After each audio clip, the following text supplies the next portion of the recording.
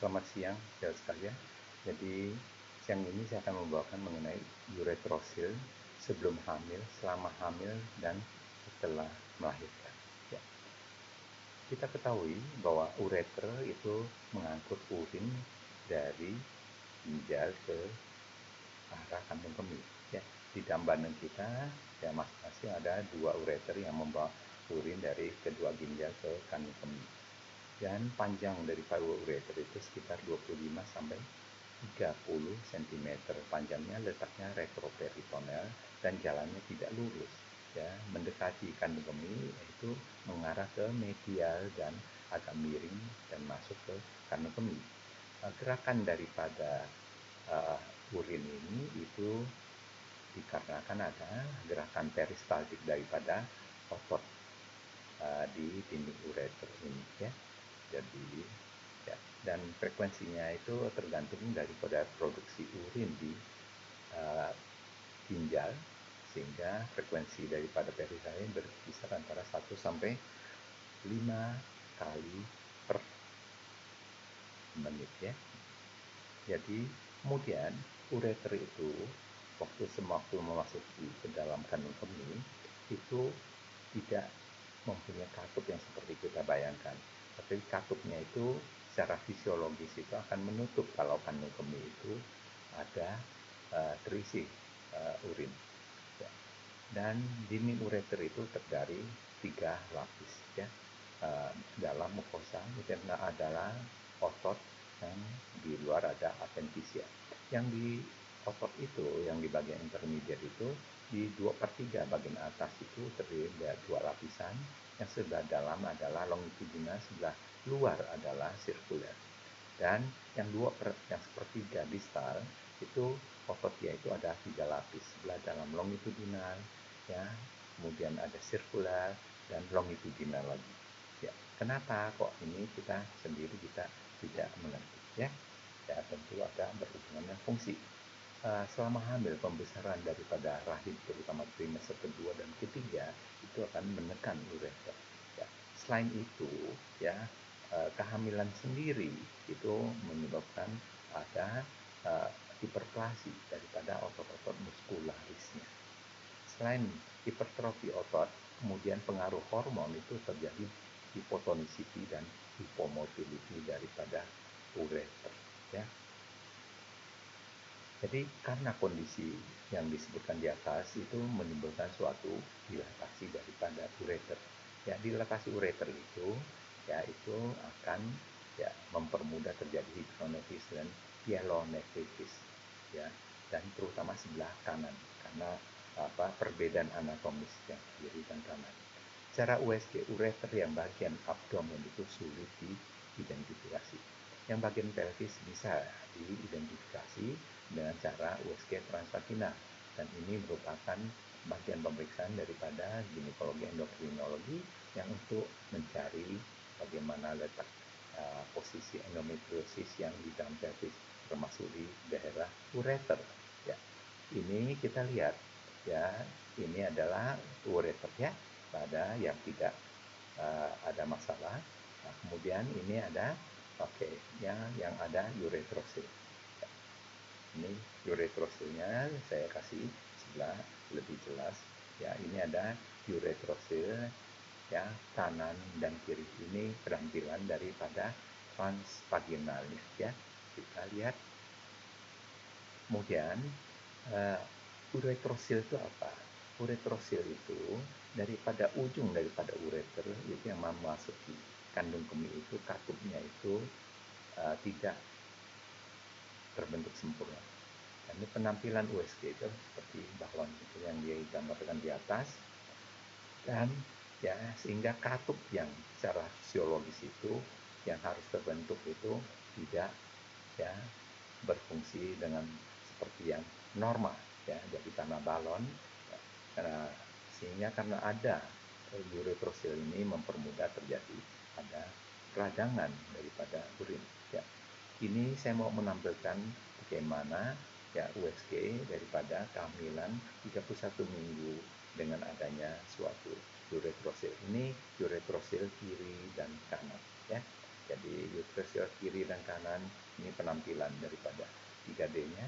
Ya, ini letak kepala, ya, kandung kemih terisi, kemudian ada uretrosilnya, kita bisa lihat ya kiri dan kanan, ya itu ureter, ya, jadi yang memasuki, ya, jadi kita lihat bulat, ya, jadi pada waktu kehamilan kita bisa bulat. Nanti setiap sekali akan dilihat bagaimana ya profil daripada uretrosil ini nanti setelah melahirkan, ya, ini akan berbeda kita, ya. Kemudian ya pada 36 minggu, ya, kita lihat, ya, jadi kita akan lihat bagaimana penampilannya. Jadi uh,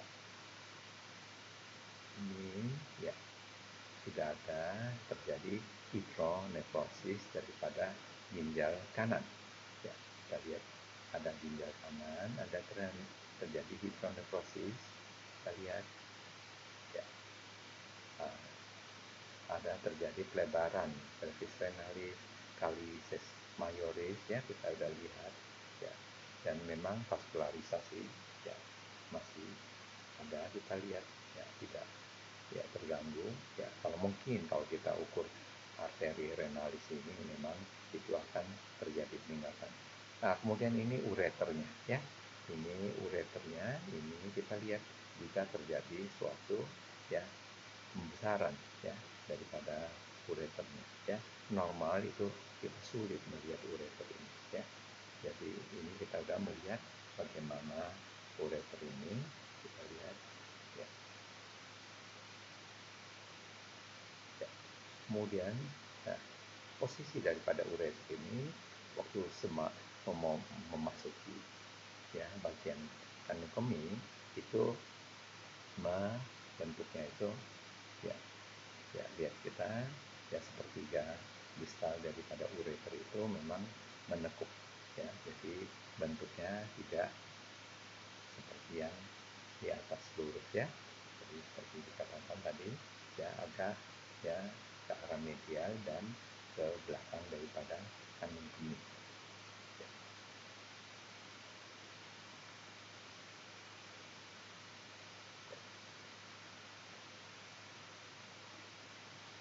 Kemudian ya ini yang saya mau itu tadi yang sebelah ginjal yang sebelah kanan ada hidronefrosis sebelah kanan, ya, kemudian ya, ada ureter ya yang melebar, ada arteri uterina, kita lihat ya, ada arteri uterina, kemudian kita lihat ya masih sama ini penampilannya, kita lihat,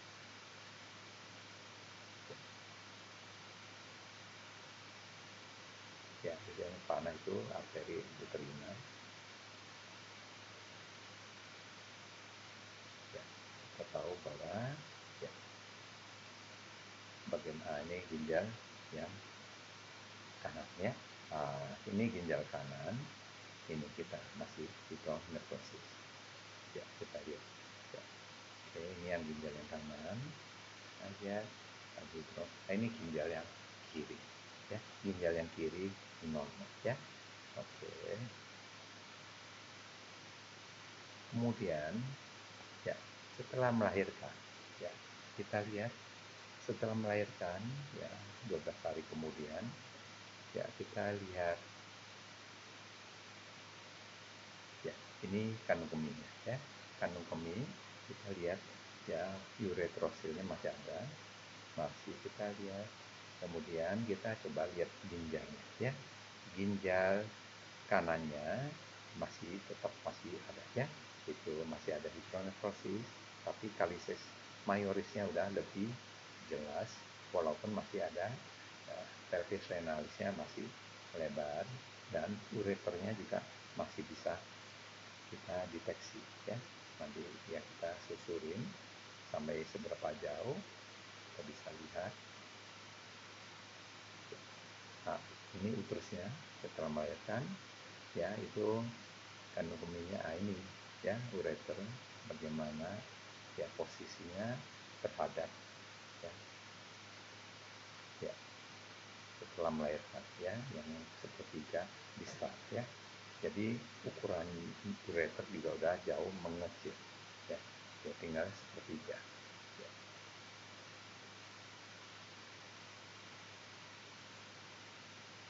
Ya, kita lihat ya, ini daripada ureter ini ya, kita lihat bagaimana ya.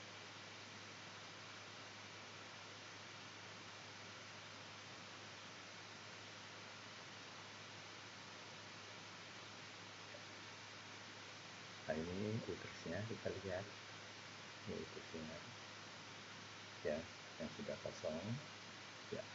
Jadi posisi daripada uterus ya, ureter dengan arteri uterina itu yang berdunyi, adalah arteri uterina ya, itu ya, kita lihat ya, ya bagaimana kita bisa lihat arteri uterina ya. Oke, kemudian ya,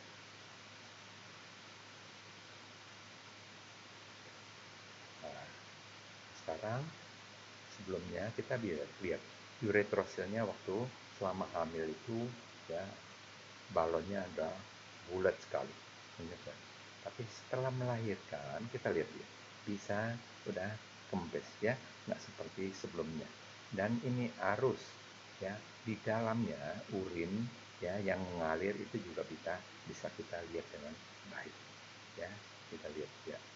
Kemudian ya, ini yang penampilan, jadi ureter yang melebar itu masih bisa kita ya lihat ya, ini yang masuk ya. Jadi ureter ini ya yang masuk ke dalam uh, uretrosilnya ya, itu bisa kita lihat ini ya.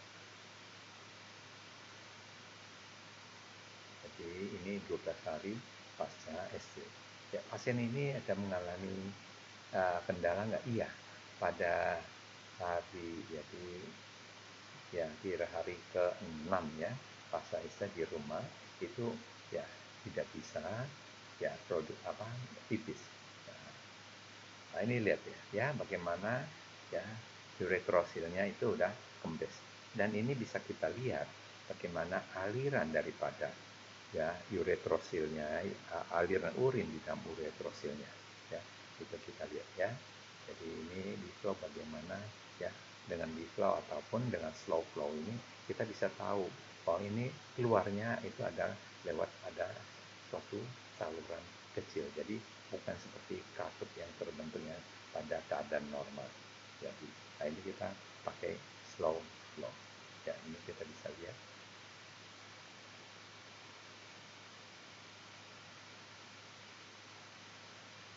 ya. Ini kita slow flow, dan kita bisa tahu dari slow flow ini, kita tahu, kita bisa ikutin bahwa ini urin melewati ya daripada nih ya, ada di ujung sini ya, nanti kita lihat ya.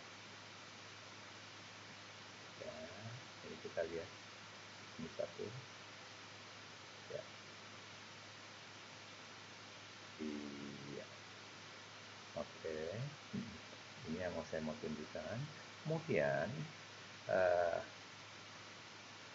24 hari kemudian ya, kita lihat ya, jadi ya ginjalnya juga udah ya, ginjal kanan juga udah mulai mengecil ya. Jadi hidronefrosisnya udah mulai membaik, kita lihat ya, udah mulai membaik ya, ya. Ureternya masih bisa terlihat ya. Ini yang mau saya sampaikan. Jadi demikianlah, jadi